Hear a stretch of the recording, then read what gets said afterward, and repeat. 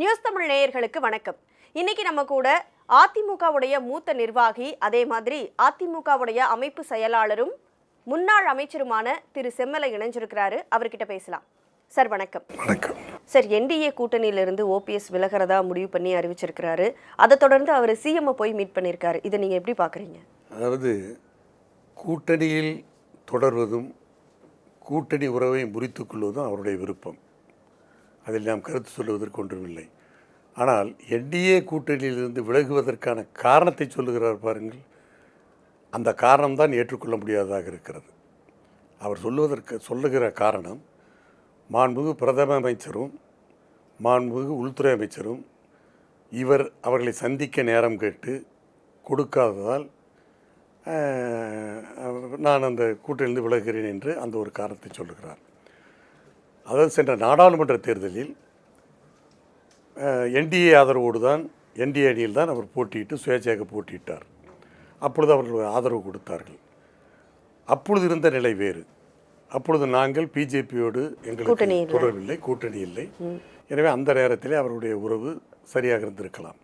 ஆனால் இப்பொழுது சட்டமன்ற தேர்தலை எதிர்நோக்கி அனைத்து இந்திய அண்ணா திராவிட முன்னேற்றக் கழகமும் பிஜேபியும் கூட்டணி அமைத்திருக்கிறது. அது ஒரு தேசிய கட்சி. மாநிலத்தை பொறுத்தவரையில் அனைத்து இந்திய அண்ணா திராவிட முன்னேற்றக் கழகம் ஒரு பிரதான கட்சி. ஆக இந்த இரண்டு பெரிய கட்சிகளும் இன்றைக்கு கூட்டணி அமைத்திருக்கிறது. ஆக இந்த கூட்டணி அமைத்திருக்கிற நிலைமையில், சட்டமன்ற தேர்தலை எதிர்கொள்ளுகிற இந்த நிலையில் திரு ஓபிஎஸ் அவர்கள் அனைத்து இந்திய அண்ணா திராவிட முன்னேற்றக் கழகத்திற்கு எதிராக, அனைத்து இந்திய அண்ணா திராவிட முன்னேற்றக் கழக பொதுச் செயலாளரை ஏற்றுக்கொள்ளாத வகையிலே அவருக்கு எதிராக நீதிமன்றங்களிலே வழக்காடி கொண்டிருக்கிறார், சட்ட போராட்டம் நடத்தி கொண்டிருக்கிறார். பல நீதிமன்றங்களில் வழக்கு இருக்கிறது. ஆக ஒரு கூட்டணியிலே இருக்கிற ஒரு பிரதான கட்சியை எதிர்த்து இவர் நீதிமன்றத்தில் வழக்காடி கொண்டிருக்கிற போது, இந்த கூட்டணியில் இருக்கிற ஒரு தேசிய கட்சியான பிஜேபி எப்படி அவருக்கு சந்திப்பதற்கு நேரம் கொடுப்பார்கள்? இது யோசிக்க வேண்டாமா? நாங்களும் அவர்களும் கூட்டணி. அந்த கூட்டணியில் இருக்கிற அனைத்து இந்திய அண்ணா திராவிட முன்னேற்ற கழகத்தை எதிர்த்து நீதிமன்றங்களே வழக்காடி கொண்டிருக்கிறார் திரு ஓபிஎஸ். அப்படி வழக்காடி கொண்டிருக்கிற போது அவருக்கு எப்படி பாஜக தலைவர்கள் சந்திப்பதற்கு நேரம் கொடுப்பார்கள்? அப்படி கொடுத்தால் அது எங்களுக்குள் பிரச்சனை ஆகிவிடாதா? இது கூட அவருக்கு தெரியாதா? ஆக ஏதோ ஒரு சாக்கு, அந்த கூட்டிலிருந்து விலகுவதற்கு ஒரு சாக்கு சொல்ல வேண்டும். அதை இது ஒரு சாக்காக பயன்படுத்தி கொள்கிறார். ஆக இதைவிட இன்னொன்று என்ன சொன்னால், இந்த அறிவிப்புக்கு பிறகு உடனடியாக முதலமைச்சர் திரு ஸ்டாலின் அவர்களை வீடு தேடி போய் சந்திக்கிறார் என்று சொன்னால், உள்ளபடியே சொல்லுகிறேன், புரட்சி தலைவர் எம்ஜிஆர் அவர்களுடைய அரசியல் நிலைப்பாட்டிற்கும் புரட்சி தலைவர் அம்மாவுடைய அரசியல் நிலைப்பாட்டிற்கும் இந்த இரண்டு தலைவர்களையும் மதிக்கிற ஒரு அரசியல் தலைவராக ஓபிஎஸ் இருப்பாரேயானால் அந்த இரண்டு மாபெரும் ஆளுமைமிக்க அந்த தலைவருடைய அரசியல் நிலைப்பாட்டுக்கு விரோதமாக ஒரு திமுக தலைவரை வீடு தேடி சென்று பார்க்கிறார் என்று சொன்னால், இது அந்த தலைவருடைய அரசியல் நிலைப்பாட்டிற்கு நேர் விரோதமானது. இது அவர் செய்த மிகப்பெரிய தவறு. ஆக அந்த நிலையில்தான் இன்றைக்கு என்ன செய்வது என்று புரியாமல் இருக்கிறார்.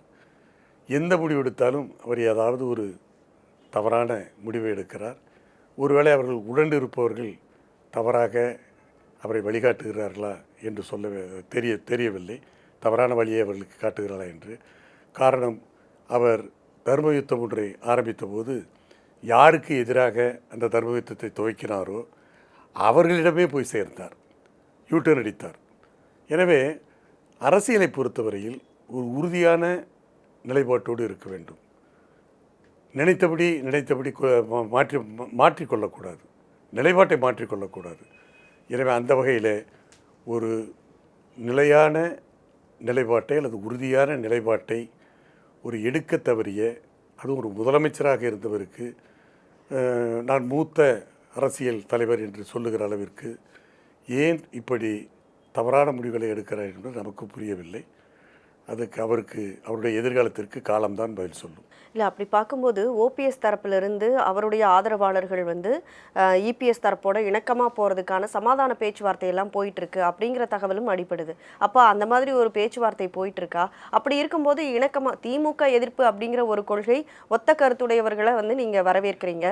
அப்போது இவருக்கும் அந்த ஒரு கருத்து இருக்கும்போது இணக்கமாக அவங்க கூட சமாதானமாக போகிறதுக்கு என்ன பிரச்சனை இருக்குது? எங்கே ஒரு திமுகவுக்கு எதிரான நிலையில் இருக்கிறாரு. அவர் தான் நேற்று போய் வீடு போய் தேடி திமுக தலைவர் சந்திச்சிருக்கிறாரு. அப்போ எப்படி அவருக்கு எதிர்ப்புட்டு அவர் எப்படி சொல்லிக்க முடியும்? அவர் சொல்லும்போது உடல்நலம் சம்மந்தப்பட்டது போய் நான் அக்கறையாக விசாரித்தேன். உடல்நலம் சம்மந்தது வாக்கியங்களையும் பார்த்தாச்சு.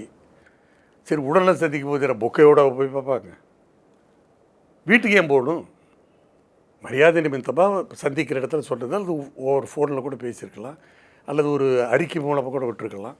அதை விட்டுட்டு வீட்டுக்கு போகிறாருன்னா அப்போ ஏதோ ஒரு உள்நோக்கம் இருக்கிறதா தானே அர்த்தம். ஆனால் நீங்கள் வந்து ஏதோ இணக்கமாக போவதற்கு அவர் தரப்பிலிருந்து சொல்கிறாங்க. அதெல்லாம் அப்படி ஒரு இணக்கமான சூழ்நிலை இருப்பதாக எனக்கு தெரியவில்லை. காரணம், ஏற்கனவே பொதுச் செயலாளர் தெளிவாக சொல்லிவிட்டார். திரு ஓபிஎஸ் அவர்களை பொறுத்தவரையில் அது முடித்து போன பிரச்சனை என்று சொல்லிவிட்டார். இப்போ டிடிவி பொறுத்தவரை ஒரு தனி கட்சி ஆரம்பிச்சிட்டார். அவர் என்டிஏல இருக்கிறதா சொல்லிக்கிறார். அது ஒரு வகையில் அவர் சொல்கிறது கருத்து நியாயமான கருத்து. இவர் இப்போ இவருடைய நிலை என்ன, அரசியல் நிலைப்பாடு என்ன, எங்கே இருக்கிறாரு, எந்த இடத்துல இருக்கிறாரு, எதுவுமே புரியாத நாங்கள் இணக்கமாக போகிறோம்னு சொன்னால் எப்படி நாங்கள் இதை ஏற்றுக்க முடியும்? இப்போ சொல்கிற அந்த இணக்கம் எப்போ இருந்திருக்குன்னு தெரியுமா? தலைமை கழகத்தை தாக்கினாங்கன்னு ஆள் வச்சு அப்போ இருந்திருக்கணும். இதெல்லாம் செஞ்சுட்டு வழக்கு மேலே வழக்காக போட்டு தேர்தல் ஆணையத்திலெல்லாம் போய் எங்களுடைய கட்சியை முடக்கிறதுக்கு பல வேலைகள்லாம் செஞ்சுட்டு இன்னும் வழக்காடிக்கிட்டு நாங்கள் இணக்கமாக இருக்கிறோமான்னு சொன்னால் இப்போ இவங்களெல்லாம் நாங்கள் வச்சுக்கிட்டு எப்படி அரசியல் பண்ண முடியும்?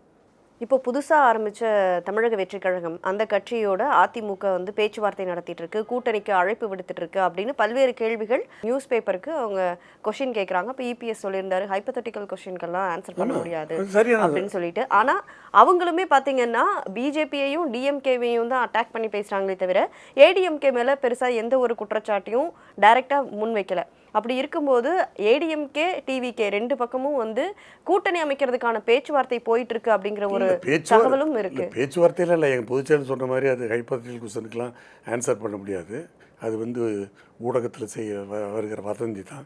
அதாவது இப்போ என்ன பிரச்சனைன்னா, தாவேக்காவை பொறுத்தவரையிலும் அவர்களும் திமுக ஆட்சிக்கு எதிராக இருக்கிறார்கள், நாங்களும் இருக்கிறோம். அதேபோல் தாவேக்கா வந்து எங்களை எதுவும் பம்புக்கு இழுக்கலை, எந்த குற்றச்சாட்டும் சொல்லலை. நாங்களும் அதனால் அவங்கள வந்து எதுவும் நாங்கள் விமர்சிக்கிறதில்ல. நாங்கள் ஏன் அவங்கள விமர்சிக்கணும்? அவங்களும் எங்களை பற்றி பேசுகிறதில்ல, நாங்களும் அவங்கள பற்றி பேசுகிறதில்ல. ஆனால் ஒரு மனநிலையில் இருக்கிறோம், ஒரு அதாவது ஒரு அவங்களும் வந்து திமுக ஆட்சிக்கு எதிரான ஒரு மனநிலையில் இருக்கிறாங்க, நாங்களே எதிரான மனநிலையில் இருக்கிறோம். ஆக எங்களுடைய நோக்கம் ஒன்றாகத்தான் இருக்கிறது, எங்களுடைய இலக்கும் ஒன்றாகத்தான் இருக்கிறது. ஆனால் வெவ்வேறு பாதையில் பயணித்து கொண்டிருக்கிறோம். இப்போ நாங்கள் ஏன் எங்கள் பொதுச் செயலாளர் வந்து திமுக ஆட்சிக்கு எதிராக இருக்கிறவங்களாம் ஒன்று சேர்ந்து சொன்னால் இந்த ஓட்டு ஸ்ப்ளிட் ஆகிடக்கூடாது. அப்படி ஓட்டு ஸ்ப்ளிட் ஆகும்போது திமுக ஆட்சிக்கு எதிராக இருக்கிற பல கட்சிகள் தனித்து போட்டிட்டு, அது தாவேக்கா இருந்தாலும் சரி, நாம் தமிழராக இருந்தாலும் சரி, யார் வேணாலும் தனித்து போட்டிட்டு வாக்குகள் பெறுகிற போது அவங்க அந்த கட்சி தலைவர்களே யார் வரக்கூடாது, எந்த ஆட்சியை வீழ்த்த வேண்டும் என்று நினைக்கிறார்களோ அவர் அந்த கட்சிக்கு சாதகமாகிவிடும். எனவே தான் எங்களுடைய பொதுச் செயலர் பொதுவான வேண்டுகோளைத்தான் வைக்கிறார். அப்படி ஒன்று ரகசிய பேச்சுவார்த்தை அதெல்லாம் ஒன்றும் இல்லை. பட் அவர்களும் நாங்களும் ஒரு இலக்கை நோக்கி சொல்லுகிறோம், தனித்து பயணித்து கொண்டிருக்கிறோம். அது ஒருவேளை ஒரு இடத்திலே அந்த ஒரு இலக்கை நோக்கி போகிற போது ஒரு இடத்தில் சந்திக்கிற வாய்ப்பு கூட ஏற்படலாம். அப்படி ஏற்பட்டால் இந்த நோக்கம் நிறைவேறும்.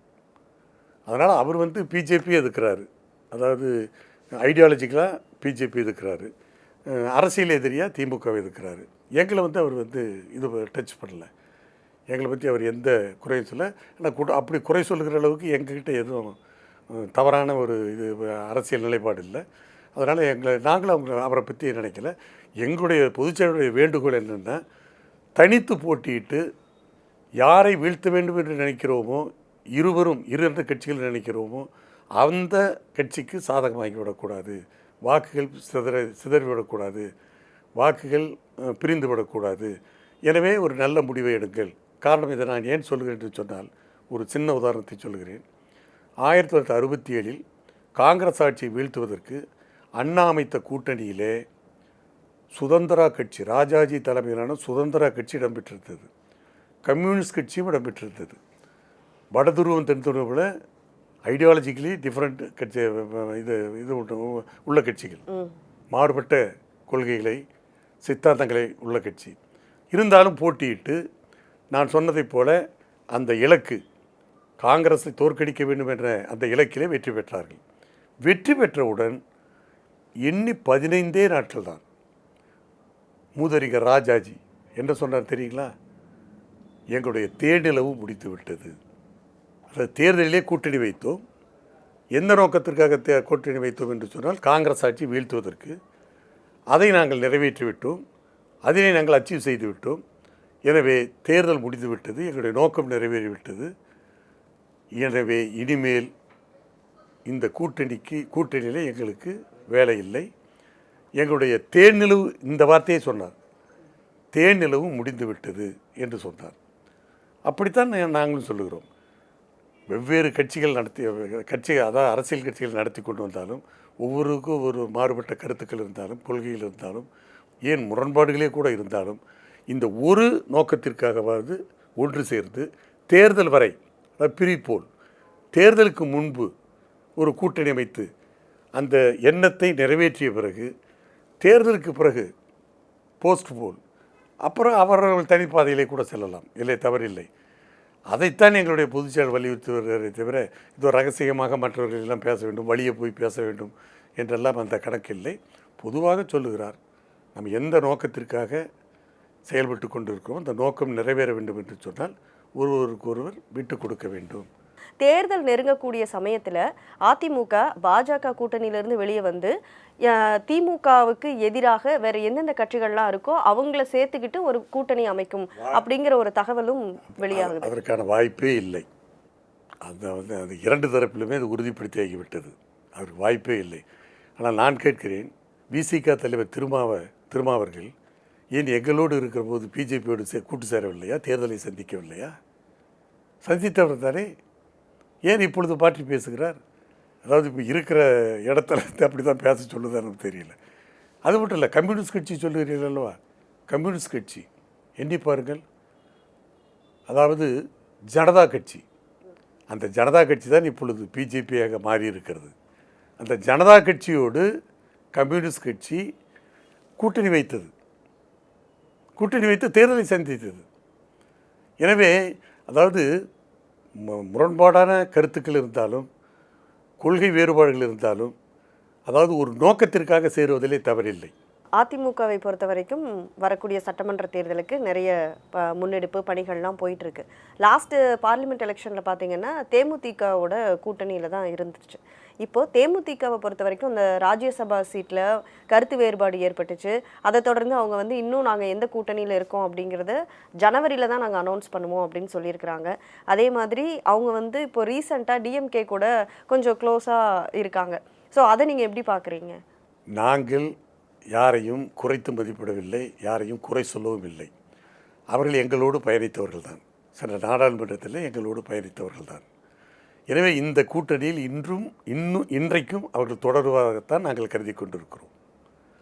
ஆனால் அவர்கள் தரப்பிலும் தேமுக தரப்பிலும் அனைத்து இந்திய அண்ணா திராவிட முன்னேற்ற கழகத்தோடு இருந்த உறவை முறித்து கொண்டோம் என்று இன்னும் அவர்களும் சொல்லவில்லை.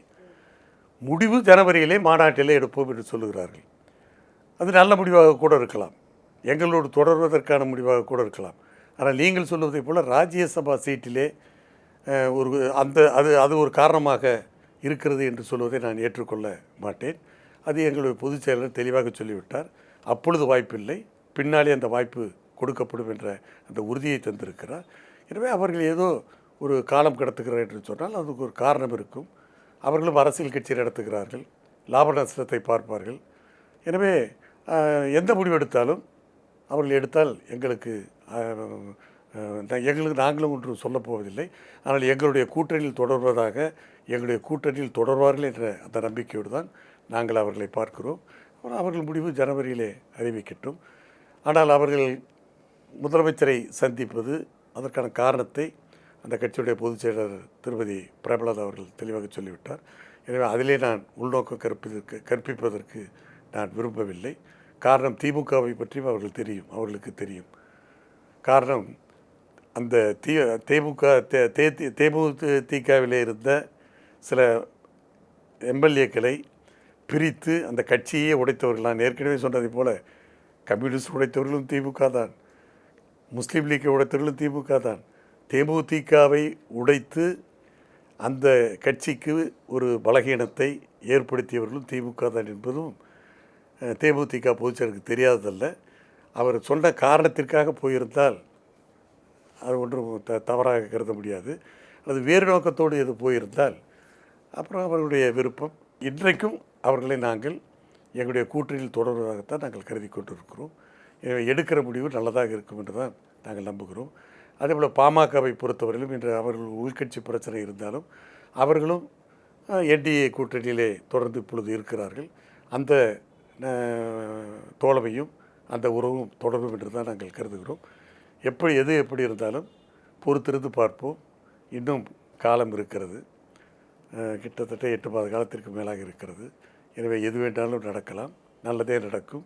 ஆனால் 2026 தேர்தலிலே அனைத்து இந்திய அண்ணா திராவிட முன்னேற்றக் கழகம் திமுகவுக்கு எதிரான கட்சிகளை ஒருங்கிணைத்து ஒரு மிகப்பெரிய கூட்டணியை அமைத்து தேர்தலை போட்டியிட்டு இன்றைக்கு மக்கள் விரோத ஆட்சியை நடத்தி கொண்டிருக்கிற திமுக ஆட்சியை வீழ்த்தி அனைத்து இந்திய அண்ணா திராவிட முன்னேற்றக் கழகம் தனித்த ஆட்சியை அமைக்கும் என்ற அந்த நம்பிக்கை, என்னுடைய பொதுச் செயலாளர் மாண்பு எடப்பாடி அவர்கள் முதலமைச்சர் ஆவார் என்ற அந்த நம்பிக்கையின் அடிப்படையில் தான் இன்றைக்கு எங்களுடைய பொதுச் செயலாளர் இந்த எழுச்சி பயணத்தை மேற்கொண்டிருக்கிறார். இந்த எழுச்சி பயணம் வெற்றி அடைய வேண்டும். நீங்களும் எங்களை வாழ்த்துக்கள். இப்போ பாமகவை குறிப்பிட்டு சொல்லியிருந்தீங்க. பாமகவை பொறுத்த வரைக்கும் அவங்க கட்சிக்குள்ளேயே கொஞ்சம் சலசலப்பெல்லாம் போயிட்டுருக்கு. அப்படி இருக்கும்போது திமுக கூட்டணியில் இருக்கக்கூடிய சில கட்சியை சேர்ந்த முக்கிய தலைவர்கள் போயிட்டு அவங்கள மீட் பண்ணிட்டு வந்திருக்காங்க. அதை நீங்கள் எப்படி பார்க்குறீங்க? அதெல்லாம் ஒன்று அவங்க எப்படியாவது ஏதாவது ஒன்று, அதாவது அவங்க கூட்டணியை இன்னும் பலப்படுத்தணும், எங்கள் கூட்டணியை வீக்கெண்ட் பண்ணணும், இது குறைக்கணும் அப்படிங்கிற ஒரு அரசியல் இதோட நோக்கத்தோடு கூட பண்ணலாம். அதில் ஒன்றும் சந்தித்தாலும் தப்பு இல்லை. ஆனால் முடிவெடுக்க வேண்டியவர்கள் பாமக தலைவர்கள் தானே. இப்போ யார் வேணாலும் சந்திக்கலாம், யார் வேணாலும் கேட்கலாம், எங்களோட சேராதீங்கன்னு கூட ஒரு அவங்க நிர்பந்தம் கொடுக்கலாம், அதுக்கு ஏதாவது பலவித காரணங்களை சொல்லலாம். இருந்தாலும் முடிவெடுக்க வேண்டியவர்கள் பாமக தலைவர்கள். ஆனால் அந்த பாமக தலைவர்கள் என்னை பொறுத்தவரையில் அவர்களும் திமுகவுக்கு எதிரான நிலையில் தான் இருக்கிறார்கள். அவர்களும் திமுகவை எதிர்க்கிறார்கள். இந்த ஆட்சியை வீழ்த்த வேண்டும் என்கிறதிலே அவர்கள் தெளிவாக இருக்கிறார்கள். எனவே அப்படிப்பட்டவர்கள் எங்களுடைய கூட்டணியிலே நிச்சயம் தொடர்வார்கள் என்று தான் நாங்களும் நம்புகிறோம். அப்படிப்பட்ட ஒரு நிலைமை தான் உருவாகும். இது அவருடைய அந்த குழப்பமும் தீர வேண்டும் என்று தான் நாங்களும் விரும்புகிறோம். அப்படி ஒரு நல்ல சூழ்நிலை அமையட்டும். இவ்வளவு நேரம் எங்களுடைய எல்லா கேள்விகளுக்கும் பொறுமையாக பதில் சொன்னீங்க. ரொம்ப நன்றி சார். ரைட்.